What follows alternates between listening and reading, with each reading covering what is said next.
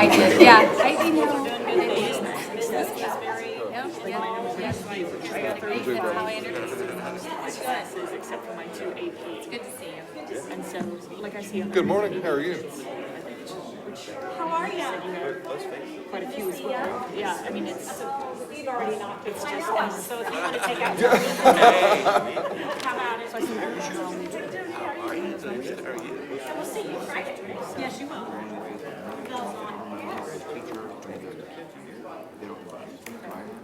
Morning. How are you? Good, how are you doing? Good morning. I'm good, how are you?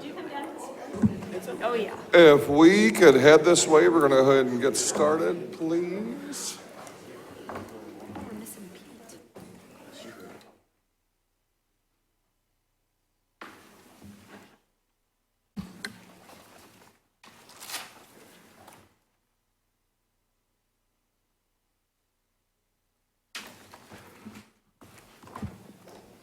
Okay, I would like to call to order the September 4th meeting of the State Board of Education. Roll call, please. Here. Here. Here. Here.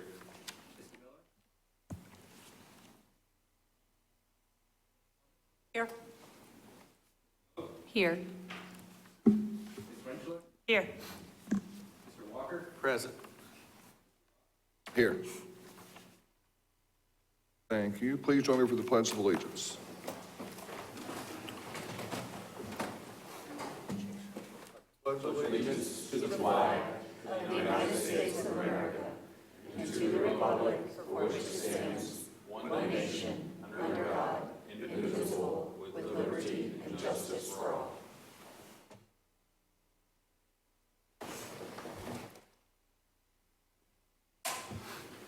Before we approve the agenda, I do have a couple of changes, please, if you would. I would like to move new business B to directly after the consent agenda, and then have discussion items A and B prior to new business A. Hey, BJ, Yes. it may just be my ears, but I can't understand a word you're saying down here. Okay. Is this better? Can I move it in? Do Try that a little bit. you have me now? That's better. Okay, I will go back through that then. We have, I would like to move new business B to directly after the consent agenda, and then put new business A after discussion items A and B. Move to approve as amended. Second.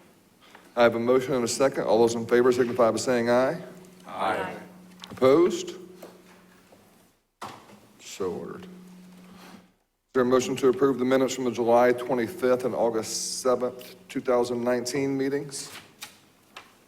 So moved. Second. I have a motion and a second. All those in favor signify by saying aye. Aye. Opposed? So ordered. Statement of the chair. I know that we spoke last week, and I'm not sure who, probably Dr. McCormick can answer this for me. Do we know when the career ladder grants, do we know when that will come back in front of us? Right now, we're doing this, I wouldn't say statewide, but we're doing the 3 meetings that are at different good. locations of the state to inform people about what that actually is. So we're still in that stage of having those meetings. We are hopeful that we will stay on schedule as mandated. I know we pushed that back. But we are on track for those meetings. So those are happening. And I believe Dr. Mellon's here. How many have we had, Dr. Mellon? So we're in the process of those meetings at this point. Perfect, thank you. Board member comments? Any comments by board members? Yes, sir. Regarding the career ladder grants, we spent an extended period of time last meeting providing policy guidelines for the department. And according to their website and according to information that's being disseminated, there seems to be a difference between the policy guidelines that we shared with DOE last meeting with what is being presented. So I have a concern that misinformation is being provided at these public meetings as well as on the website. It's my understanding after the last meeting where we provided policy guidelines for DOE, the website was actually changed in a way that was inconsistent with the policy guidelines that we were providing. For example, we talked about having the grants being a competitive process and being based on merit and not just a throw out several $1 million out to schools. And so looking at that information, it appears that it's not competitive, and I thought we were pretty adamant on that particular point. So I just want to be sure that schools, when they apply, they know that they need to follow the policy guidelines. It is a competitive grant program. There are or should be a set of criteria which schools have to meet, and there'll be a process by which school applications are assessed. My concern, like I said last meeting, is that if there's incorrect information being provided to schools, then in February, when this board is asked to approve the money for these schools, at least I will not be able to support any application that does not follow the policy guidelines. So, as I said last month, I want to be proactive and try to solve a problem before it becomes a significant problem. So I just want to get that on the record. I know there was at least one other board member who spoke out in the same vein, and just want to be sure that we are on all the same page. We should be working together. We provide policy guidelines. Department of Ed provides the implementation of those guidelines. Thank you, Mr. Chairman. Thank you. Any other comments? Pete? Yes, sir. I think I was the other person who was speaking up in that meeting, and in addition to the competitive nature of the application you referred to, my point was I would think that we would want impact over quantity, if that makes sense, that we would rather focus a larger amount of dollars for fewer recipients as opposed to a thinner spreading of the appropriations. So just want to state that for the record as well. On that account, it's supposed to be a pilot program of successful practices throughout the state of Indiana. And because of that, it needs to be limited in some way. And we're not just handing out money to whoever applies. It needs to be a merit-based system of some way. So again, I'm trying to be, again, proactive. And in fact, I don't see a response to the policy guidelines we talked about last meeting. Okay, thank you. Any other comments? Seeing none, public comment?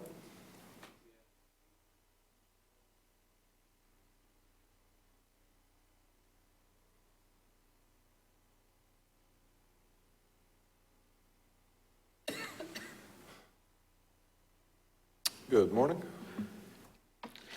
Thank you, Chairman, Superintendent, and board members. I'm John O'Neill with the Indiana State Teachers Association. I have a few brief comments on a timely issue I believe is before you.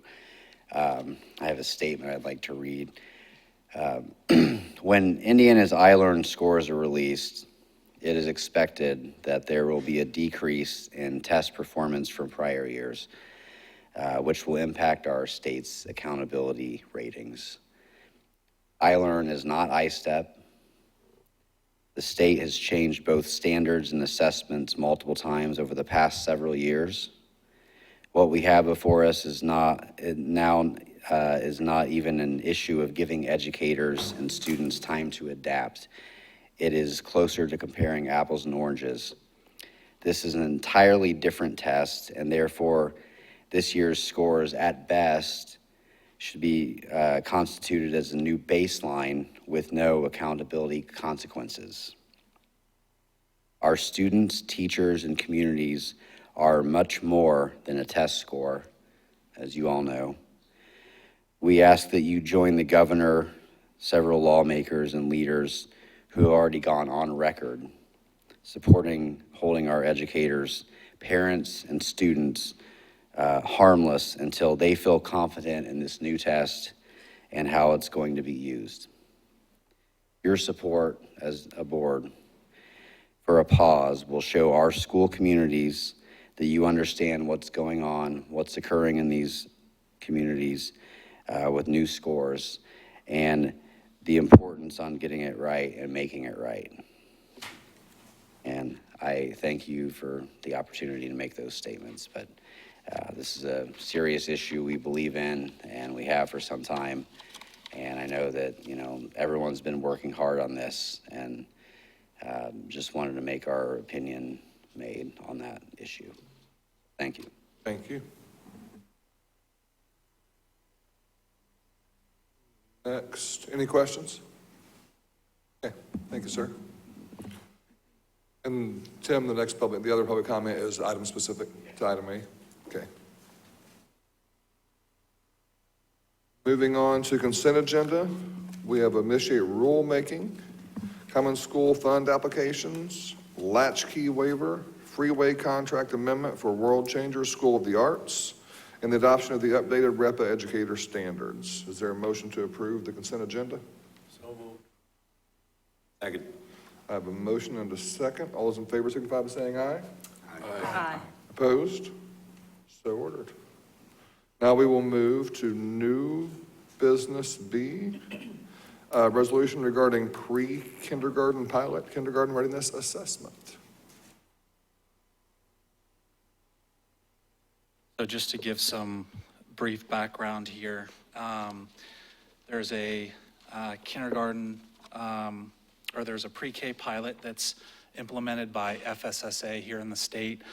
The board has one very limited role in that pilot, and that is merely to approve a kindergarten readiness assessment, is the way the statute quotes it in Title 12.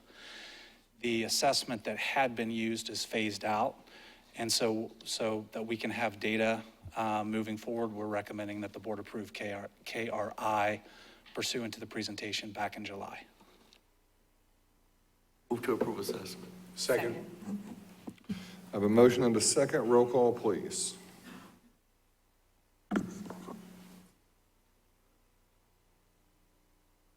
Yes. Yes. Yes. Yes. Aye. Yes. Yes. Yes. Aye. Yes. Thank you. And Claire and Patrick, thank you very much for your work, and we're excited to get started. So best of luck. Now we will move to discussion item A, Coalition of Continuous Improvement School Districts Update.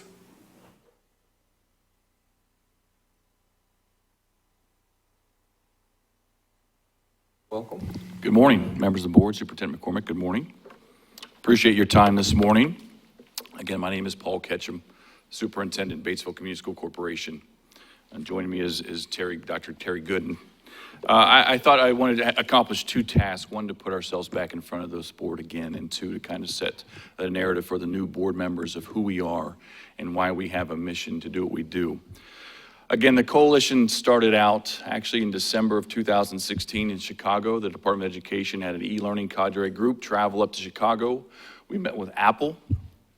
Apple had a policy expert named David Seitz who talked about Apple has something called the pirate ship. And at this time, we had just gone through the 2014-15 hold harmless and kind of this Groundhog Day of accountability and testing.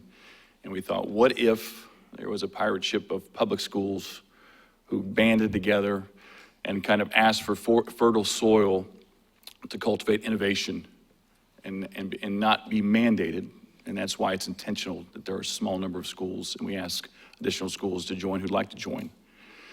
And by doing that, we had to get legislative support, Department of Education support, State Board of Education support. So from that point on, we met with some policymakers who worked with us to give us the authority, and we kind of feel like we've been almost the island of misfit toys. We've kind of been just stumbling around seeing who do we answer to. And I think today, my goal would be to say that we're ready to take the training wheels off and move the needle and to improve student outcomes and achievements for all types of students, whether you're rural Indiana like Batesville, whether you're Elkhart, whether you're Goshen, whether you're MSD Decatur Township, whether you're Crothersville, whether you're Greater Clark on the river. So again, there's intentionality as far as the dynamics of the schools that are involved and the type of students we have.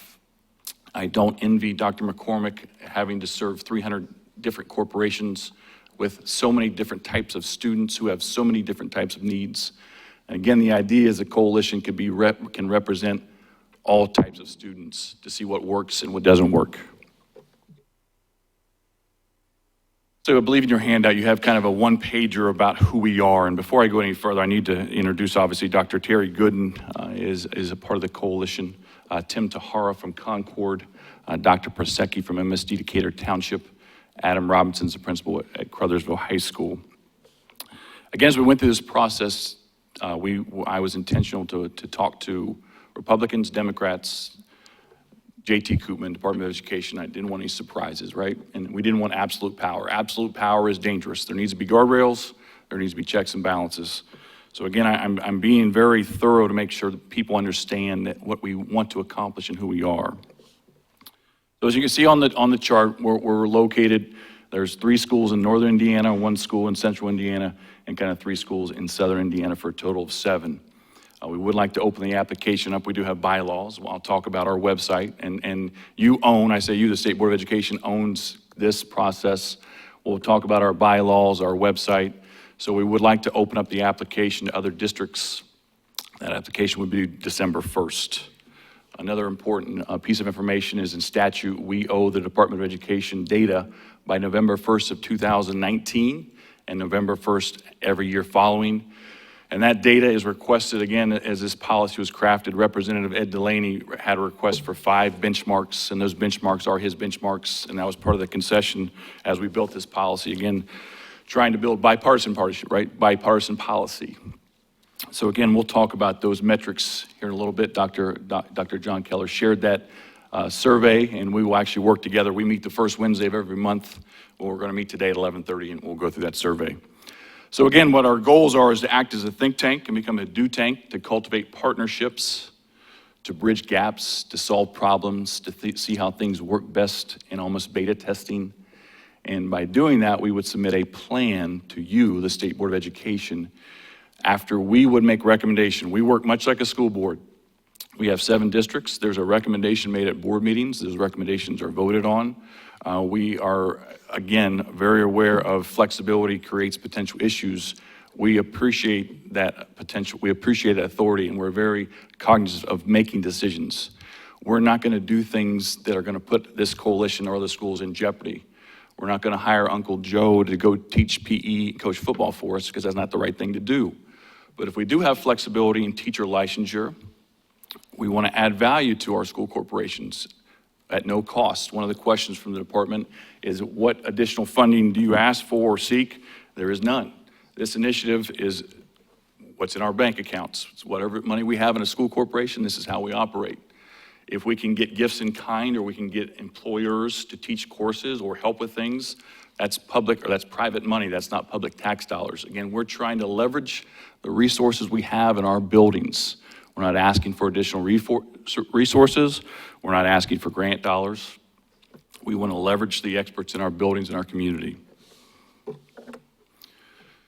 Jumping ahead, this process has been probably a little slower than anticipated. When we first when House Bill 1398 became House Enrolled Act 1398, there was an assumption that there could be local licensure by each district. Each district could license people specific to their district.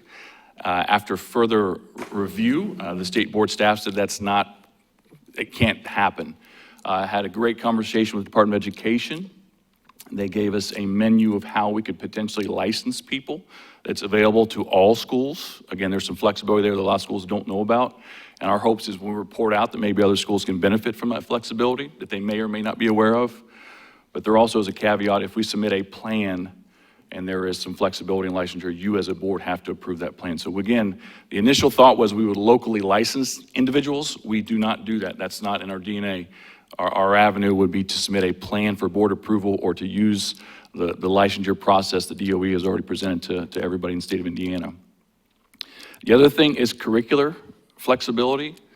As far as I know, this has been beaten to death is Algebra 2, so I won't talk about Algebra 2. We'll talk about foreign language. We'll talk about Pat Mapes wants to know why do kids need 2 years of foreign language to get a high school diploma, and I would argue I agree with you. So again, but with that, it's not just you're supplanting, you're not offering foreign language. What courses would you offer that are equal in rigor? Parents would sign off on it, just like a parent would sign off on a core 4-year diploma for a general diploma. We're not going to have a student apply to Purdue University and not take the math curriculum, right? We're not here to do that.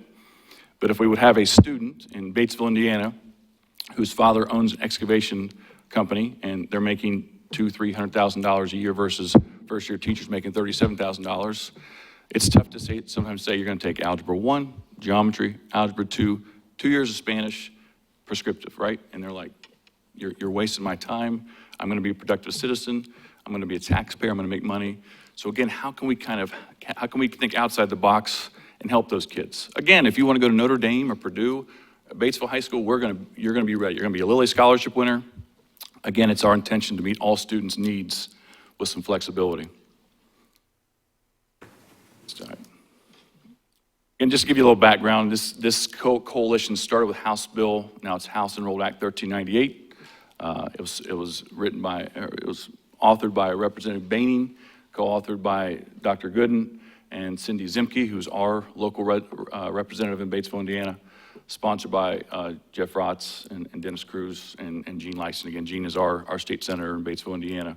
And I won't read the digest to you, but the intent is for a coalition of public schools. I'm not here to talk poorly of charter or private or parochial or any of those schools. I'm talking about public schools in Indiana that would work together to collaborate and solve problems and be productive with flexibility. The bill authorizes for school districts to apply to be a member of the coalition. Again, that application, it will be open until December 1st. I'll talk to the state board staff about getting that on, our bylaws on. 2018-19, no fewer than 4, no more than 8. Currently, there are 7 districts. In school year 19-20, there would be no more than 12, and as you can see, would continue to grow. Again, that was intentional because we didn't want to mandate anything. We wanted those districts to be all in and understand what we want to accomplish. And again, could that number grow? I hope it does. That's the intent, is to grow. What's the cap of that number? Right now in statute, I think it's 32, but again, if we're doing good things, why couldn't it be more? House Bill 1627 it was in 2019 legislative session, and that just kind of clarified as we worked with the DOE to talk about teacher licensure. House Bill 1627 talks about curricular flexibility and the safeguards for what we must do. Parent sign-off must equal in rigor. Again, we're not just substituting 4 years of weightlifting for foreign language, okay? There's an intentional process. And when we do these, we make recommendations to the other coalition members. It's discussed and it's voted on. We would then make that recommendation to you as a state board. Ultimately, you as a state board have the authority to approve or not approve these flexibility pieces in curriculum and licensure. Again, just wanted to highlight the DOE spent some time with us. I do appreciate that. It talked about flexibility and other options that schools around Indiana may have. Today, what my goal would be is we already have this. Tim Tahar and his team have created a website that's going to be very descriptive. And we already have this. Today at 11:30, we have our 19th meeting. We take minutes, we take votes. We'll publish those minutes online. And again, we'll talk about the application process. Now, before I finish up and answer questions, Julie Slavens assured me that in her write-up that she would say this is a very dynamic presentation, because I know we get those emails. She never mentions that, so hopefully Julie will say that this is probably one of the most exciting presentations she's seen in this room.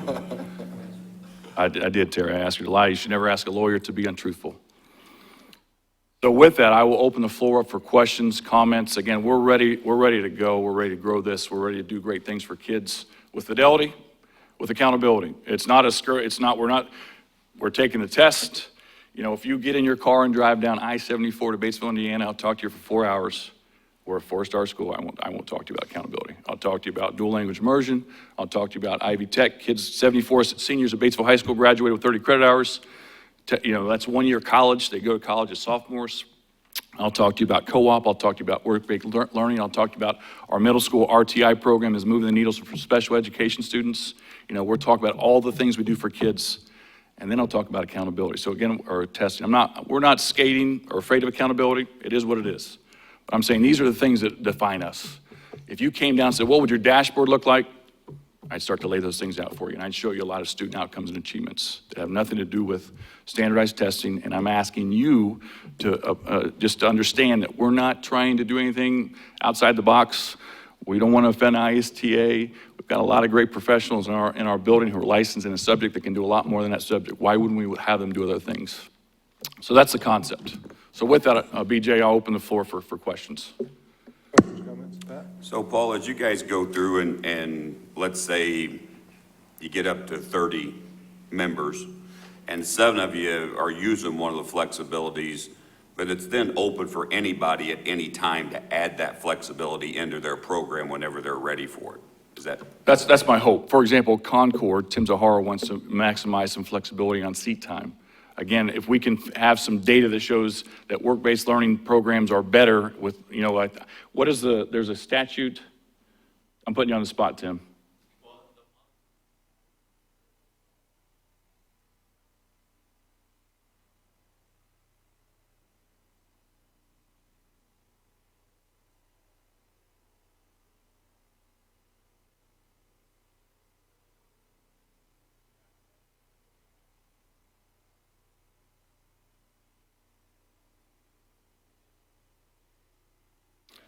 So if you bring that here and we approve that, it's then available to everybody who's in the consortium. I don't want to see that without talking to lawyers, but here's my goal, that it would be. Once it's a model that works, I would hope that it's accessible for all schools. I would hope that all students who would want to use that could use that.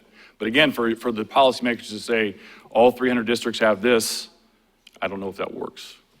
But anybody in your consortium would have access to that. Correct. Okay. Correct. Yeah.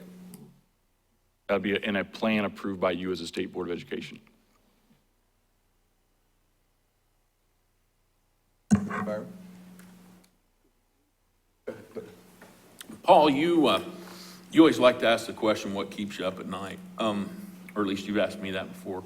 What keeps you up at night on this? I know that those 2 years were kind of frustrating for you, that, where we thought you had a lot of flexibility.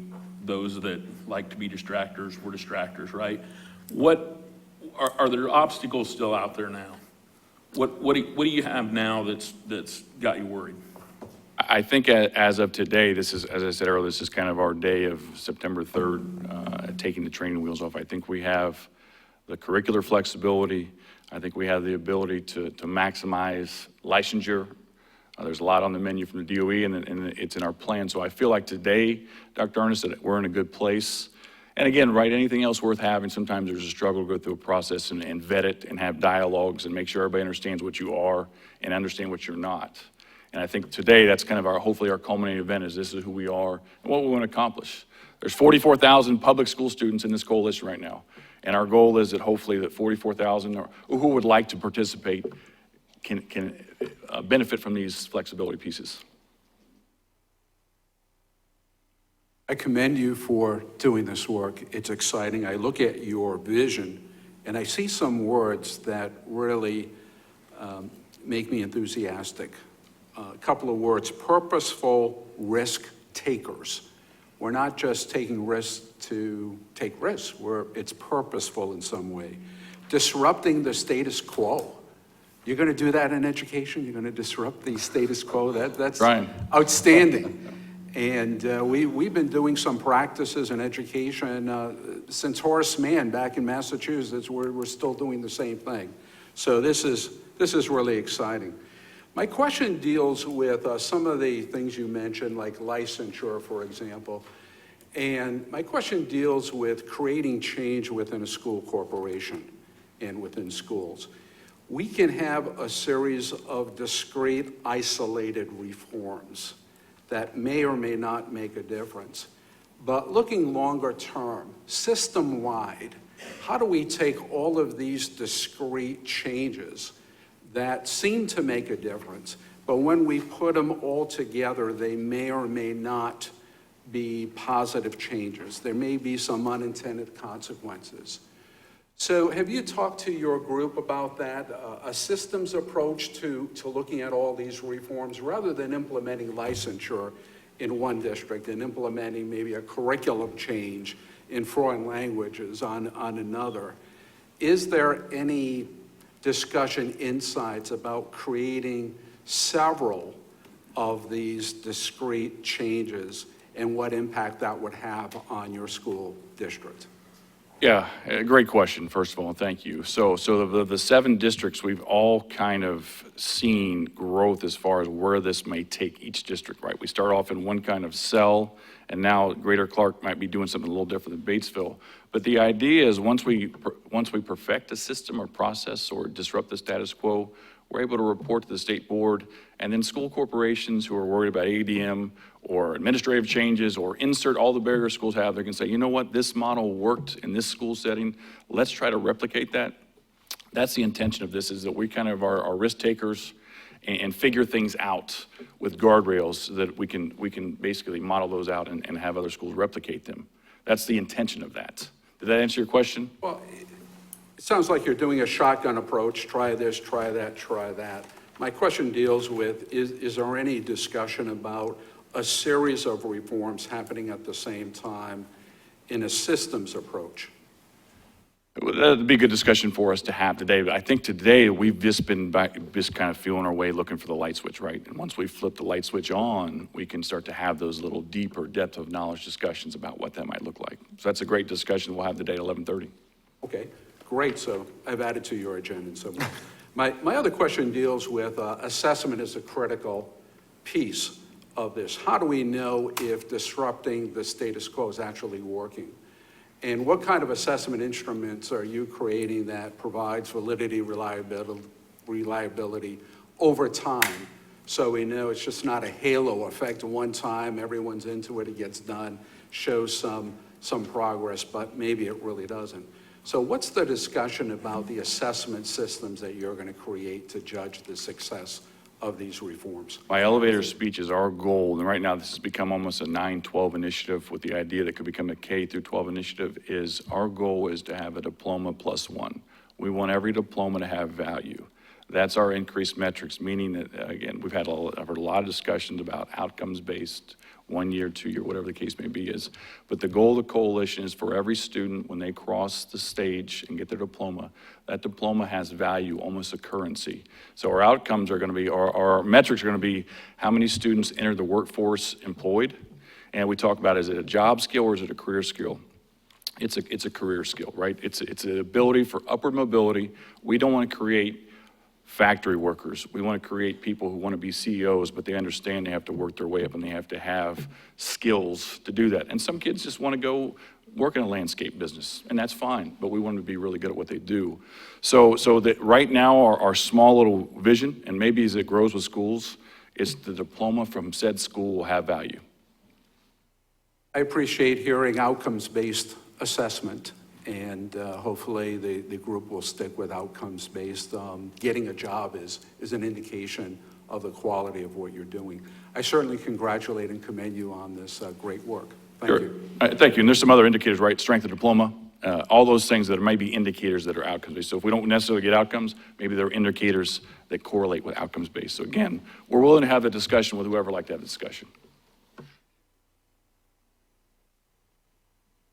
I'm sorry if I'm not phrasing this in the form of a question. It's more of just a thought and an idea. You can respond to it if you want. We put so much focus on the law. You've got the statute up here, and you've got a little bit more flexibility with the law, and maybe you would come up with some suggestions for statutory or policy changes to be made. But another, as you say, one of the tenets there is just a think tank. There are things that you can do differently that have nothing to do with the law that I'm excited about. I just I wish you well with that, and whatever we can do to support that, I encourage. But just individualized learning, or just different techniques that you don't need any type of statutory change. I'm eager to see what comes out of your group with those type of things. Great point, and honestly, some of those discussions have found out there was things that we didn't really understood or know existed, and that are accessible to all students, all corporations. So again, we'd like to report those things out. Any other questions? Oh, Thank you. appreciate it, sir. Thank you. How are you, buddy?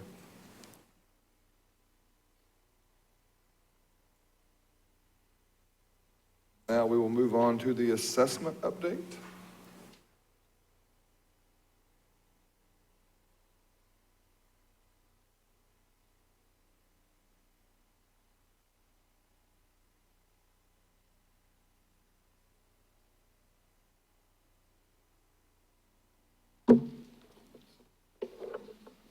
Good morning.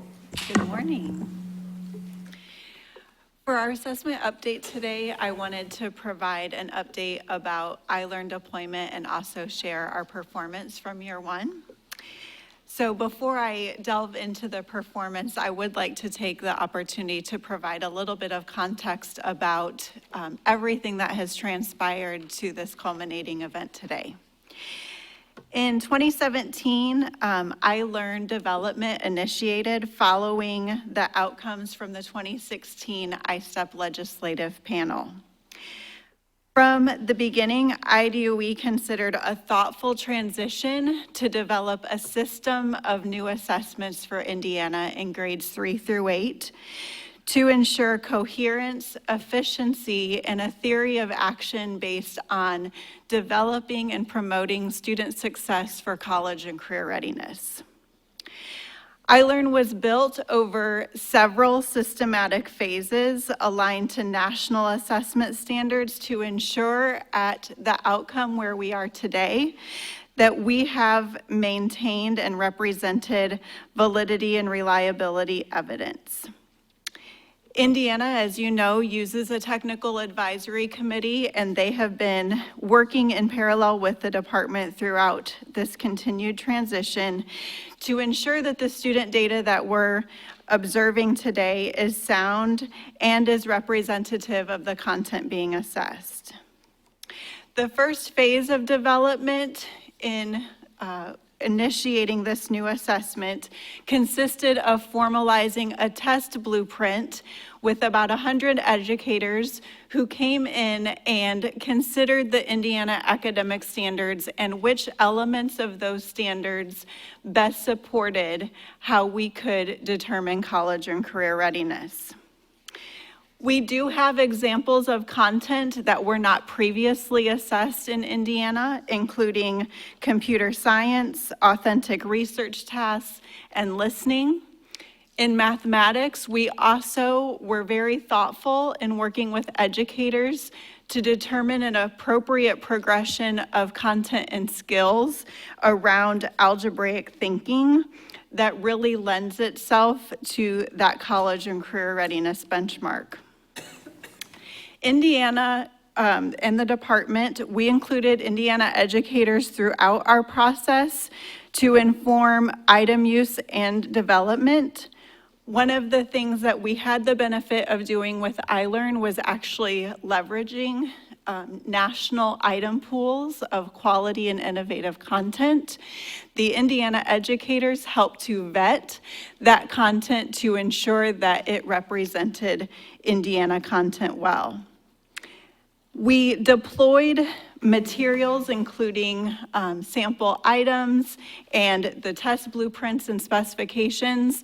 The blueprints and specifications had never been deployed in as transparent of a fashion as we did with iLearn. Those were actually made available in May 2018, 1 year prior to the operational assessment.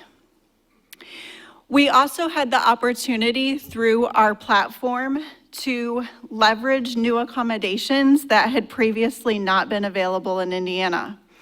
A few of these that I would like to highlight: we offered a full Spanish translation for mathematics, science, and social studies. We also offered translated glossaries that students could access in the test environment for those content irrelevant terms to provide additional context. Those glossaries were provided in 9 different languages as well.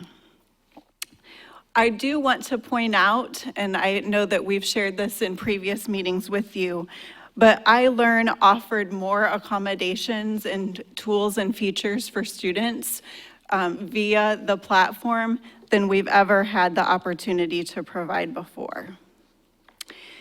Indiana educators were also heavily involved in creating our overall policy statements, which we commonly refer to as our performance level descriptors, that then inform the standard setting process itself. Those standards represent the expectations for students about what proficiency means. These statements focused on the skills and knowledge that were required for Indiana students to be defined as college and career ready.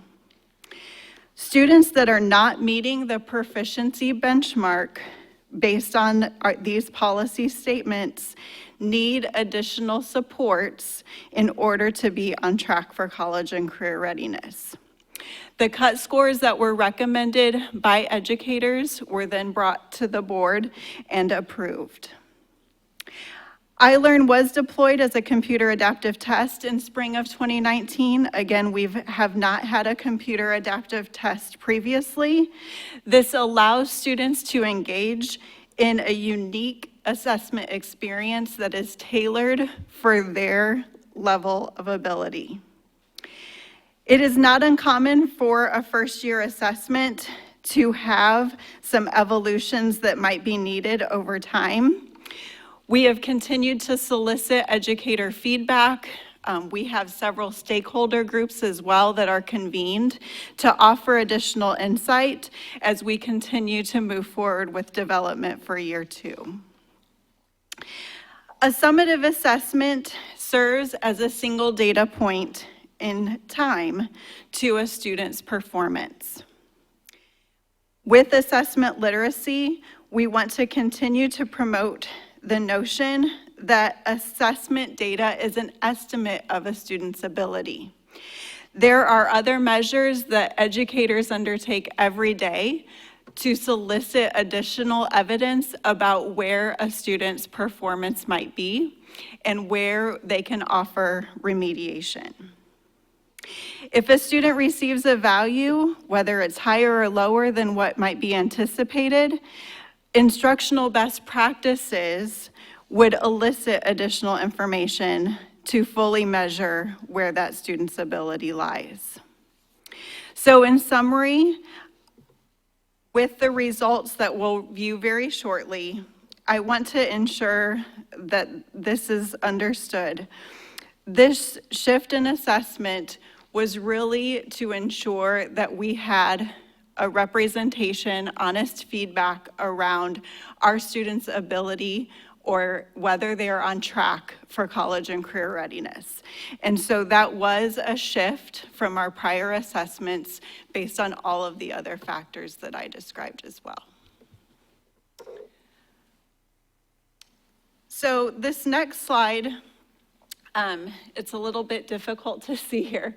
I did want to just paint a brief picture before I delve into the data for iLearn. This shows historically kind of the progression of assessments that we've had over the last decade or so. In Indiana, we've gone through several assessment transitions, as you're fully aware, and we're optimistic that we can stabilize around this assessment and continue to monitor growth. From the transition from our previous iStep, we do have just a very small decline in English language arts. I believe it's about 16%, and in mathematics, about 11%. We did want to contrast that with the transition that occurred a few years ago, where we also had a dip in performance. And again, this is a reflection, this most recent dip is a reflection of trying to ensure that we can fully reflect students' progression to be on track for college and career readiness. So Charity, just because it is so difficult, Oh, they go ahead. Just because it is so difficult to see for the board, just to make sure you understand, on 1819, because it's hard to see, the dip in English language arts, if you want to write that down, was 16.7. This is current, so English language arts, 16.7. Mathematics was about 11%, 11.1. So 16.7 and 11.1. When we looked back at 14, 15, those dips were, so you can do some type of a comparison on new assessment implementation. The dip for English language arts was 13.4, and for mathematics, 22.5. 13.4 and 22.5. Does that make better sense? So we're just showing you a comparison since we've had 4 major exams in 10 years. Every time that transition happens, there are dips. This isn't a new thing that we're witnessing here, but I wanted to make sure the board had at least the last implementation dip to do somewhat of a comparison to. Okay, sorry, Charity. Charity, have you reflected to that point, and thanks for pointing that out because I can't see that at all. We never, if the data that I looked at, we never recovered, what I would call recovered, from the dip in 15. We were never, everybody always talks about there's going to be a dip and then we go from there. We were never higher than what we were in 15 after that. Have you reflected on, do you think that's the way, to me that's an important data point or something in there. I mean, we're talking percentages and half percentages, but at 67.8 and 61.6, ELA first, math second, in 15, we were never higher than those after that. What's that mean, I guess, is my question.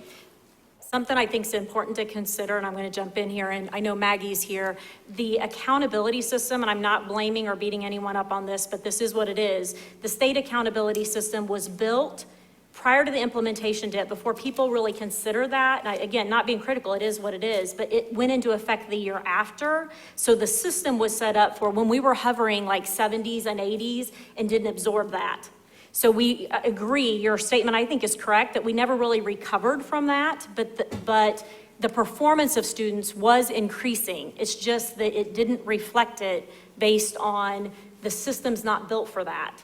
So those are the conversations we've been having as far as you've got to have a system that's built to absorb that. So the first hit, it wasn't built for that, so you see what you see, and now we're still recovering per se from that. But I would argue we're still seeing increases in student performance if you look at NAEP and other exams. So you looked at different standards, so we're not really even comparing apples to oranges here on what we're assessing, how that's being weighted. The only thing apples to apples here would be that accountability system. Does that make sense? So you're saying that all 4 years that I'm looking at there are different? All 4 years. So when I look at like 15 ELA was 67.8, and I pulled my own data because I like to study this stuff. And then 16 was 66.1, and then we went to 65. You're telling me that our accountability system keeps me from looking at that? You also have standards that are being assessed differently. So you have different sets of standards, you have different assessing of the standards, and you have an accountability system that went into effect the year after the first dip. So there's a whole lot of perfect storm, for lack of better words, that play into this. So we can't really just, it's not a true comparison. Charity, you want to add to that? Sure. I would just say that with the volatility associated with which standards should be taught over the last decade, also the significant changes in assessment itself, it is likely very difficult to really determine growth, knowing how the instruction and assessment dynamic has played out. So from an assessment perspective, we have tried to build an assessment using all of our best practices, having national experts at the table with us to ensure that as stable as the standards can be maintained, that the assessment is built as stable as well, so that hopefully we have stability on both of those fronts and can truly start to measure growth over time. Any other questions? Dave? Yeah, on that same topic, the fallacy of comparing year to year is what my colleague is getting at. And let me add one more dimension. That is, it's a different cohort every year. We are not tracking the same cohort every year. And so I'm raising the issue, is it a fallacy to do these kinds of comparisons year to year, that student achievement grew by X percent or went down by X percent? It's a whole different set of students. And so I think we have to be careful as a state board that we're not setting state policy based on that flawed data. And so I would ask you and your team to consider whether or not these statistics are useful in any way. Because if we're making policy decisions based on this flawed data, it doesn't help schools, it doesn't help students or parents. And so I just ask you to take a look at that. I think it's flawed in the sense that it's a different cohort. Plus, there's all sorts of other variables that we can't control. But I have to push back just a bit in that we do that all the time with iLearn 3. Different cohort group, but we base upon that trend data at that level. So I agree with what you're saying, but I think we just have to be careful on some of those statements. Dr. Flores, does the 48% passage rate reflect any problem with the test? No. So as I mentioned, there are varying levels of performance that we've observed in looking at all of the student data sets. We have some students that are doing very well. We have some students that are performing at proficiency. There are some that are approaching and below.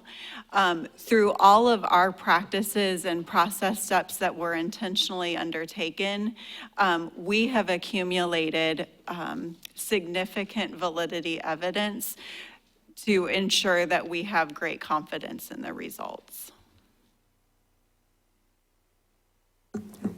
Yeah, I know you can't promise this, but what's to keep 5 years from now in 2024, a different board up here talking, have the same conversation? I mean, how, are we confident that this test will last for how long?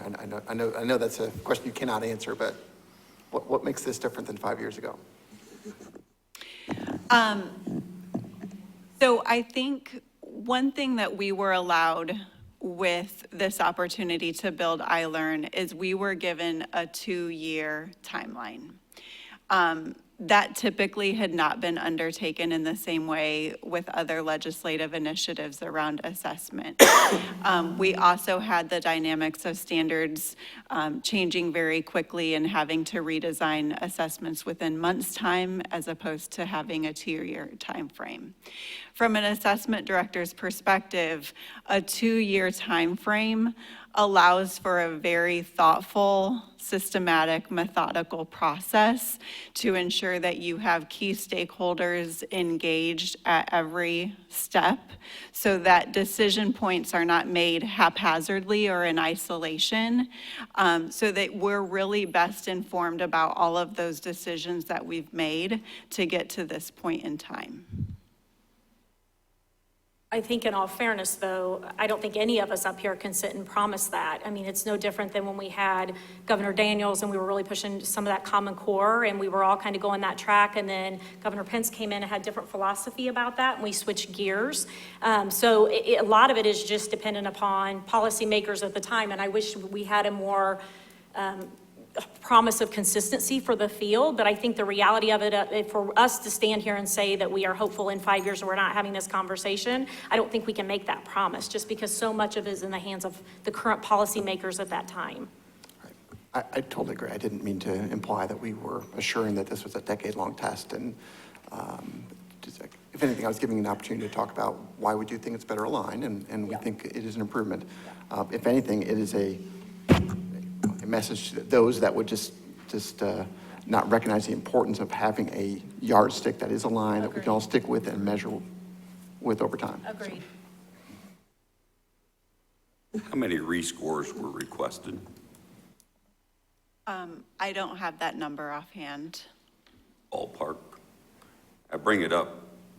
We would have requested probably 800, but the request window compared to when we got student data, we're just not lined up. So as we look at 1920, I would request that we give our school corporations and school buildings the opportunity to look at their student results in order to request those rescores, because they know our kids better than anybody else.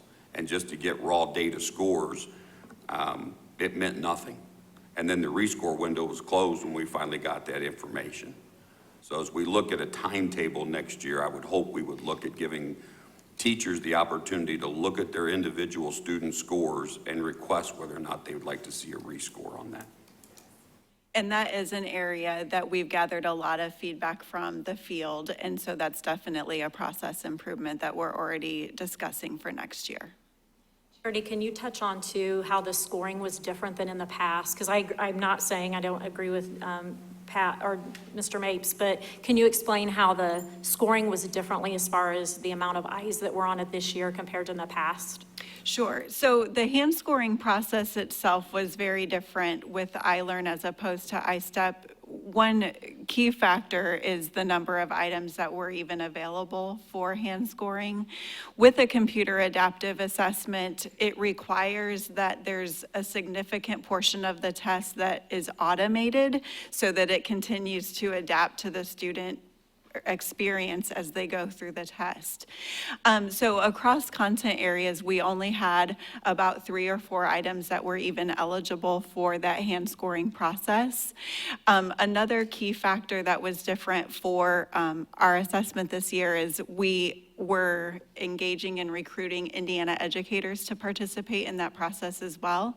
So we had about 500 Indiana educators that were engaged in that.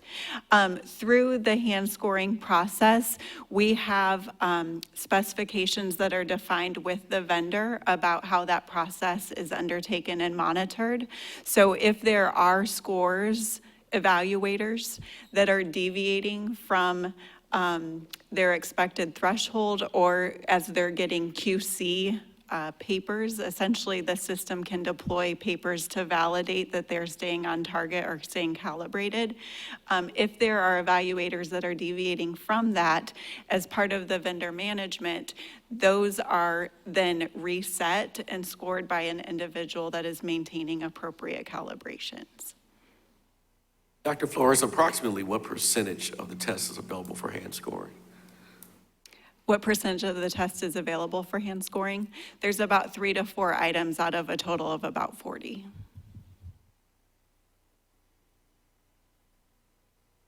Any other questions? Okay, so I'll move into the performance data now that we have. I'll walk through this through ELA, math, science, and social studies. So in English language arts, at grade 3, we have a performance of students that are considered proficient at about 46%. That is relatively stable across all grades in English language arts. The content of English language arts, the main characteristic that can fluctuate in terms of the item expectations is related to the text complexity. So some of those skills, as we talk about math in just a moment, are slightly different, and so the progression stays relatively stable over time. In mathematics, we do see a very different trend over time. So in mathematics, we have about 59% of students that are defined as proficient. And as we insert those more abstract skills. So in grade 3, we consider a lot of those skills to be concrete operational, computation, number sense, some of those foundational aspects. As you start to present more abstract content, the expectations in mathematics shift significantly. So as we progress through grade 8, we have about 38% of students that were defined as being on track for college and career readiness. In science, again, These performance levels align similarly to what we observed in other content areas. The one thing that I will note in our performance here is that science is assessed in grades 4, 6, and biology.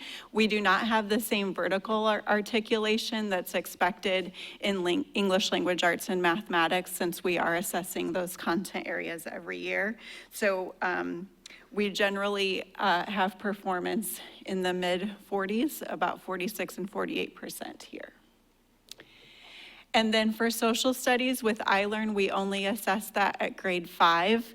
And for social studies, again, this performance is falling in line with the other content areas as well, but we had 46% of students defined as proficient or above. Charity, thanks for your great work in your team, by the way. I wanted to insert that. No one has said that yet, but it's wonderful. I have a question on English language arts and math in particular. Did you say 46% of students are proficient in that area, and then 59% proficient in math? For grade 3? Yes, I had grade 3, 46% in ELA, and then grade 3 in math, I have 58%. 58%. So my question deals with, should I be concerned as a state policymaker? Should I be happy with this when taking English language arts, fewer than half the students are not proficient? Is that a correct assumption based on the data you just presented? So what I would say is, what we're really trying to keep in mind is what at proficient or above proficiency reflects. So when we set or establish these cut scores, even outside of considering the data itself, what we wanted educators to define was what content ensured that students would be on track for college and career readiness. And so those students who did not meet that threshold, those are the students that need additional support over time in order to hopefully achieve that threshold.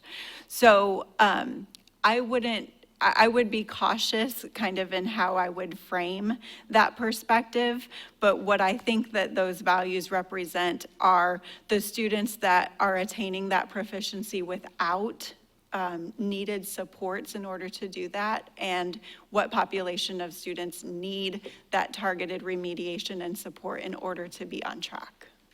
So based on that answer, have we ever in Indiana tracked that same cohort over time to be sure that those students who are not proficient over time, who get additional resources, because that's the concept, right? Do they actually improve? So when they become high school students, or, you know, have they improved, or are we just saying that's good enough? The data, whether a student's proficient or not, it goes way beyond providing additional resources, right? It's the state of education in the state of Indiana. And if fewer than 50% of the students are not meeting basic proficiency and are not on track on that trend, it goes beyond resources, I think. I agree. Tough question. No, I do agree with you. I think part of it is we are trying to look at this more systemically, because in the past what was happening is that systemic part of assessment in Indiana was a question. So we would have different pockets of pieces of assessment, and then they would get to the high school level, and everybody was shocked when our 10th grade scores looked like they looked when they were doing pretty decent in 8th grade. And so that wasn't fair to anyone involved, and obviously the child, the schools involved. I mean, so we're trying to look at this more systemically as a system, be better aligned so that it is more predictive. So we're trying to be smarter with that. I would say probably not to the degree you're asking, do we have that, which is hard to believe at this point because we've given so many assessments and spent so much money, but we are trying to be more thoughtful in that systemic piece so we aren't having surprises what I say at the end in high school with those high stake assessments, and there are several, not just the statewide assessment. So To answer your question, probably not to the degree you would like to see it or that would make sense, but we are trying to do a better job of building that piece. I think it's important. We're here to help students and help schools, help students, and so forth and so on. And my experience on this board for many years has been we have this presentation, which is usually excellent, and we all go home and then we move on with life as a board. We don't dig deep into these things. Well, what does it mean? And what does it mean for public policy? And what does it mean for our leadership as the policy makers in the state of Indiana? And so I would ask as one board members that we have a session, Mr. Chairman. Maybe it's a work session, maybe it's part of a meeting. We need to dig deeper and see what this actually means. Fewer than 50% of students not meeting basic proficiency startles me and concerns me. Not from a blame game, but just how do we help schools, how do we help students move forward? And I don't think we've ever had that discussion other than a presentation and we all go home and we think it's good news, but I don't know if it is good news. And so I would ask we be more thoughtful on this. What does it really mean? And then see if we can do things from a policy perspective to help schools and to help students. Just as a follow-up, because it's in that vein, I would wonder too, if we have this work session, can we compare this to NAEP data? Because that's probably the better data set against which to examine this, to all the conversation about what sorts of fruits are we comparing. Those are at least in the same general vicinity. So I think part of the reason why we're struggling is because we're not looking to the right North Star on how we should be comparing the data sets. And I don't do you want to answer this completely, but I believe that these scores are similar to our NAEP data. Would that be a fair statement? So one of the elements, this was a policy decision prior to the standard setting process, was what external data points could be presented to the educators as they were engaging in that process. So as I talked about at one of the former meetings, the first round of that process is purely a content decision. And then the second stage of that process, they are working through the content elements, but also have access, in our case, to NAEP data and also Smarter Balance, because we use Smarter Balance in 60 to 80% of the item pool in building our assessment. So they had some national perspectives to consider. And then their final piece of evidence as part of their third round was to also see the Indiana impact. So through that process, the Indiana educators, even in considering the national perspectives and also our Indiana impact, still supported these cuts. Dr. Flores, on a scale of 1 to 10, with 10 being the most rigorous, how rigorous is our proficiency cut score at this point? I'm not sure the best way to answer that. I would say that it's highly correlated to national expectations. So if that were the criteria, then I would say it would probably be a 10. One of the things as we consider the test content itself, we've received a lot of feedback about how challenging the test experience was for students. And I do want to spend a moment just to contrast. iStep historically was a fixed form built so that generally students in a classroom could engage with that content, but it tended to be built around average performance.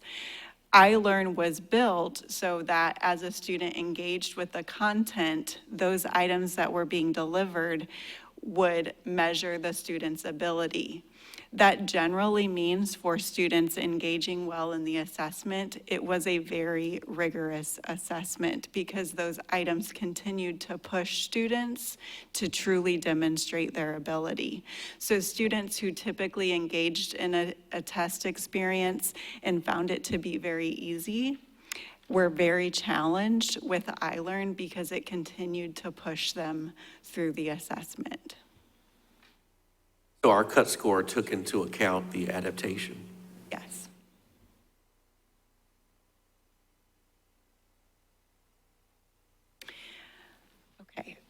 have one more slide here.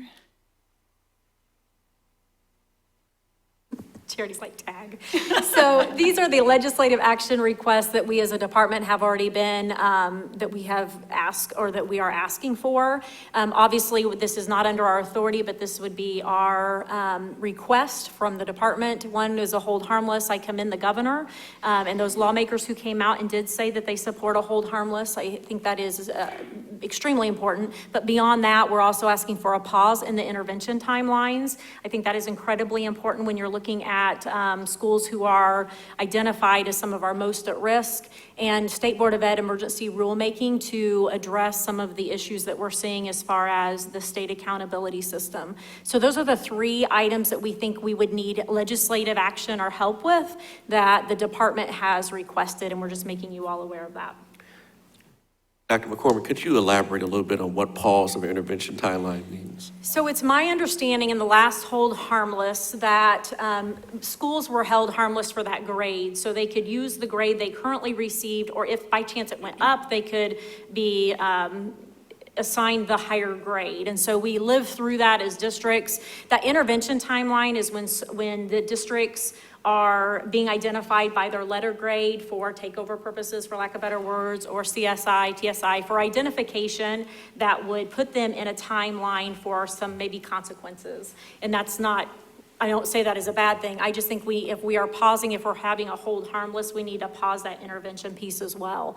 And then the State Board of Ed rulemaking, just for to expedite that process, and the board may see this differently, but through our team, we just think that that's going to be necessary to address some of those concerns. I know there's an accountability panel or committee that's already underway, but I just think if not, we're going to be right back here next year having the same conversation if we can't move that along quickly, and things just not at the fault of the board or the board staff, things in government just move slow. Well, it seems the fact that the legislature may actually pass a bill to hold harmless suggests to me that there needs to be an intervention. So why would we pause the intervention? Well, if we're saying that the letter grade, if they need to be held harmless to the letter grade, why would we put consequences on the letter grade we just held harmless? To intervene, to help them to Well, get and the a lot of necessary those supports schools they need to who improve. are already, it's not that they're not going to get services. They're going to get intervention per se. It's just getting at that timeline in which it's progressing on. So it's not that schools won't receive resources. It's not that schools won't receive help and support, and that's not it at all. And we are offering that to even those who aren't even in that timeline of support. So that won't stop. It's just a matter of the consequence timeline. I think it just needs to be considered as if a hold harmless actually does go through. But some of the actual interventions are actually tied to the schools being in that category that required intervention. So if they were held harmless not to get to that category, doesn't that mean that they would not be eligible for some interventions they otherwise would be eligible for? And I really don't see a huge per se, so I think it just makes sense to hold harmless. I don't think picking and choosing who gets it, who doesn't get it. I think consistently hold harmless and consistency pausing on that intervention timeline is critical. That again is in no way saying we would not provide resources to schools. It's just the consequence timeline. I know we've heard from some districts that are concerned about what does that mean? What will that look like? Why don't know? I mean, that's out of our authority. All we can do is ask. This is for the board to decide. This is a much bigger conversation, just so you know what we're asking for.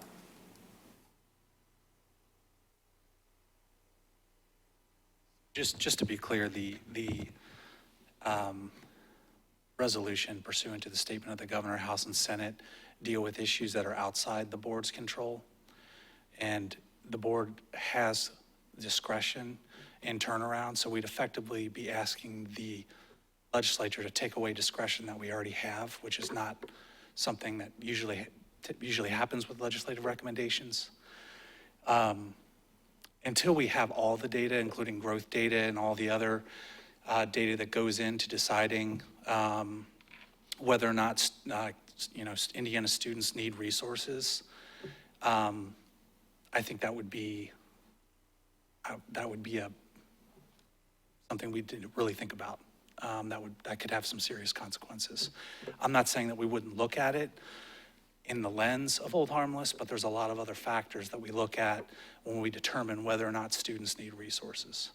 And that can include expertise, that can include funding and things like that. Since we already have the discretion, we would be asking the legislature, if the board did adopt this in some way, we'd be asking the legislature to take away discretion that we already have, which is sort of a strange way to. And I'm sorry, I'm not asking the board to adopt it. That's not, I'm just bringing it for your information, so you are aware of what we are asking for. So I'm not asking the board to adopt that. That's my apologies. That's not my ask, that the board support it or adopt it. I'm just letting you know where the Department of Education's going.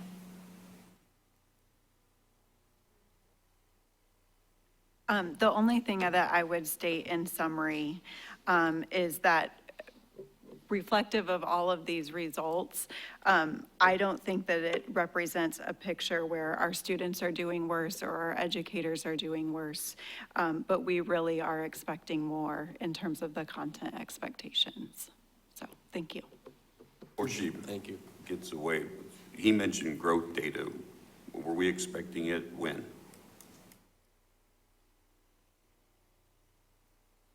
Charity, do you mind sharing this with us?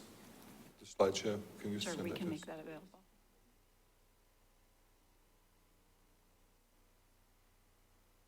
Good morning. Good morning. So we are currently in the process of sending the file to our third-party vendor who calculates growth for us. That process usually takes about 2 weeks or so, and then to get that loaded is about another week. So we're looking at probably in about 3 weeks' time, we would have that data available that we could start processing it. One thing that we will have to do is, because we are on the iLearn assessment, is the board is going to have to look at the growth to proficiency table that's utilized for the state accountability calculations and consider and reevaluate the target ranges to ensure that they are in alignment with the iLearn assessment. So that will be something that is brought to you.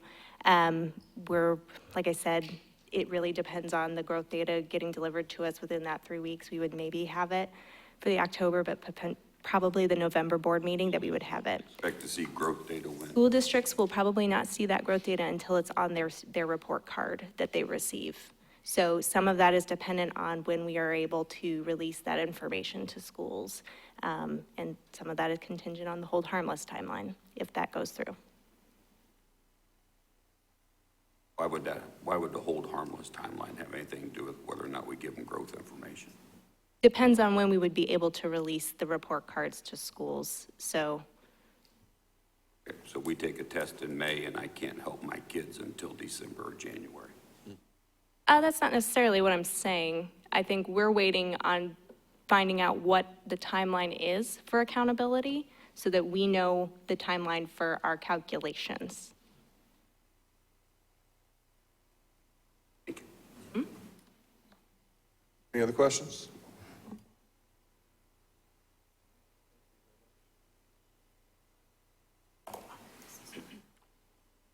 I believe we have one public comment, Tim, correct?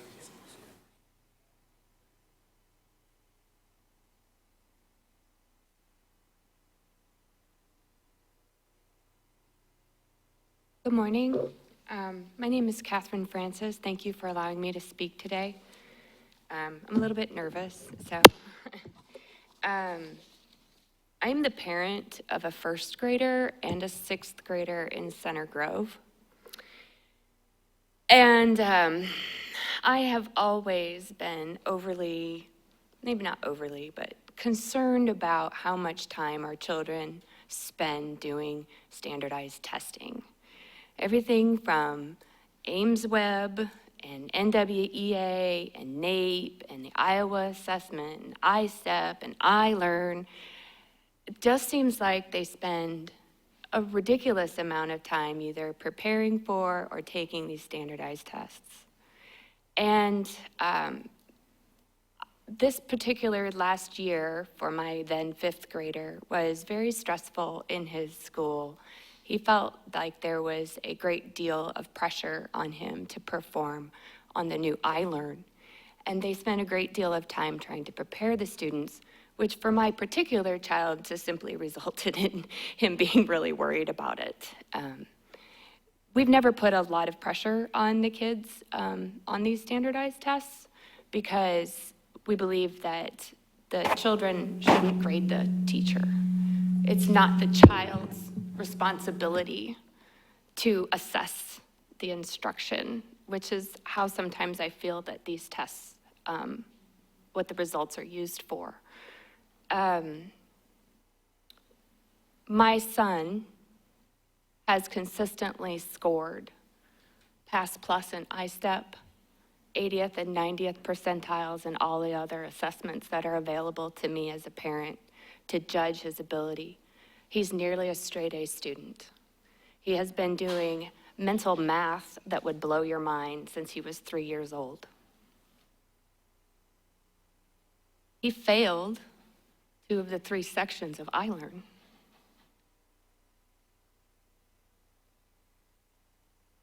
This board and the state of Indiana cannot use the iLearn results to grade the school corporation. We're going to hold them harmless.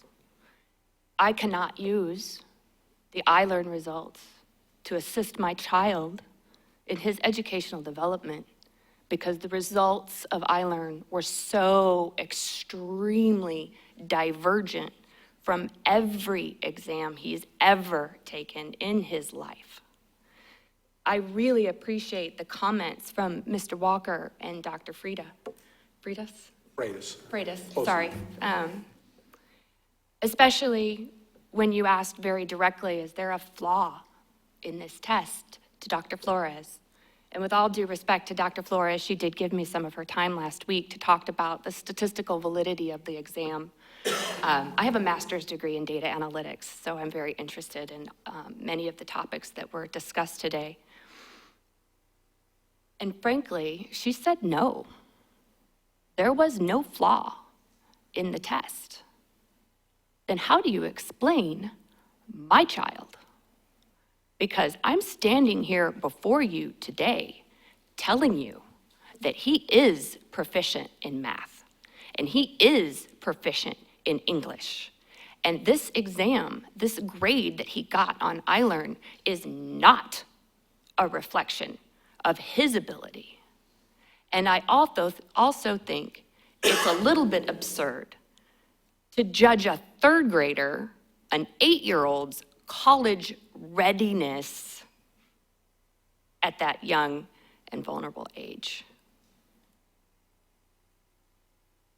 I don't know where to go from here.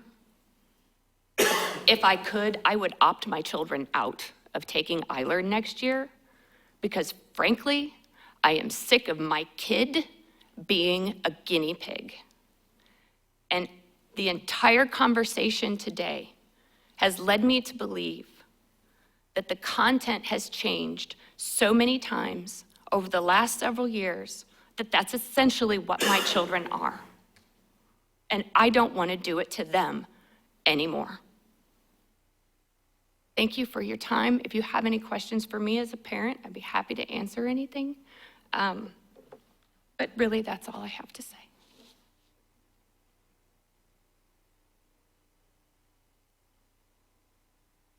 Now we have new business, resolution regarding the release of 2018-19 school letter grades. Brian, are you going to do this one?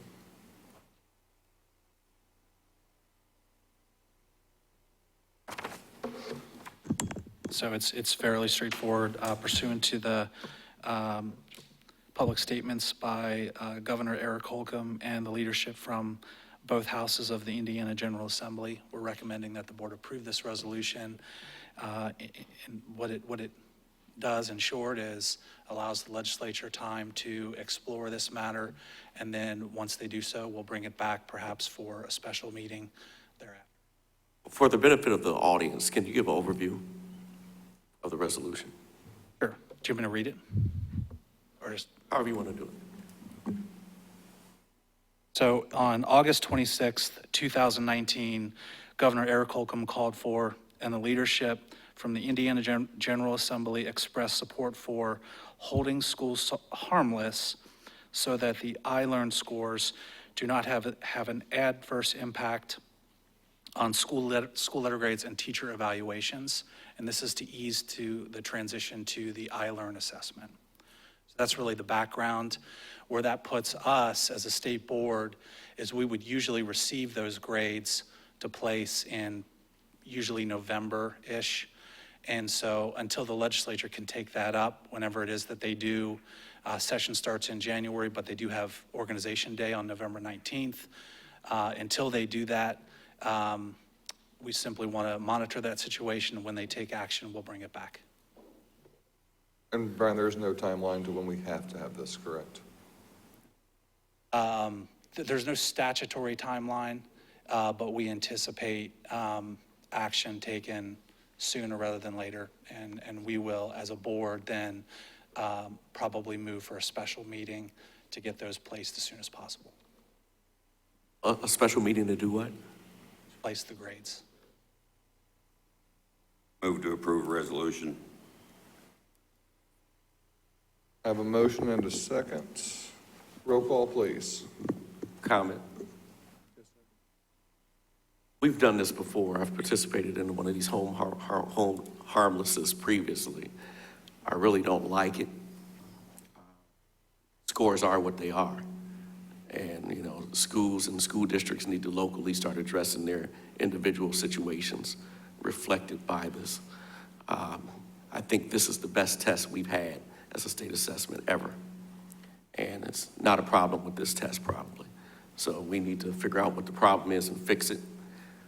I understand holding harmless for accountability, because I'm one of the ones that really don't want these standardized tests in the accountability at all. But I think there's something here that reflects a problem that's statewide and needs to be addressed. So while we're holding harmless, hopefully everyone's working on the problem.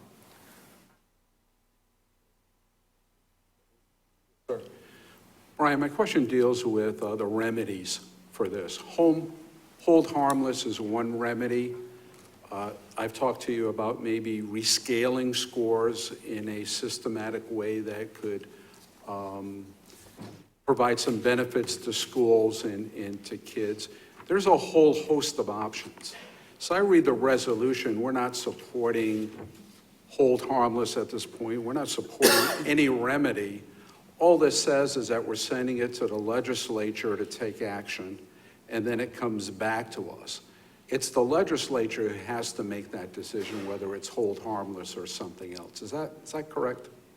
That's correct. This is pursuant to the public statements that were made by leadership in this state. So this is a procedural kind of thing. We're not making a decision right now on hold harmless or not. I would ask that you share with legislators that some members on the board may have some ideas that are other remedies to this. It's not just hold harmless or not. It's not an easy decision. And frankly, I think there's a lot of talent up here that could inform the legislature on this, and would hope that they would reach out to us to look at some other solutions that would be as good, if not better, than hold harmless. And I see this resolution providing that opportunity. Is that correct? I suppose so. Again, this is a very high-level policy decision. The board does not, in and of itself, have the authority to administratively, not, some sort of hold harmless or to decouple proficiency and grades from teacher eval. So we're just simply saying, the legislature has expressed they're going to look at this, and we're just simply saying, until you do so, we'll give you time to do it. And that way we're not placing grades and then they come back with something and we have to readjust. That's all this is. But it doesn't prohibit them reaching out to individuals on this board or small groups to gain some insight. I suppose not, no. Thank you. Any other comments? Roll call, please. Yes. Yes. Yes. Yes. Aye. Yes. Yes. Yes. Aye. Yes.